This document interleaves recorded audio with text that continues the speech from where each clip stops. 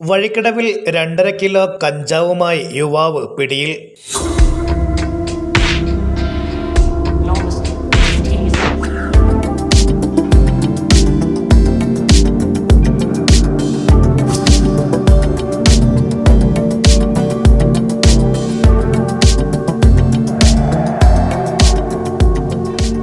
മുണ്ട അണ്ടിക്കുന്ന് സ്വദേശി മാട്ടായി നിഷാദി എന്ന 39-കാരനെ കോടതി റിമാൻഡ് ചെയ്തു.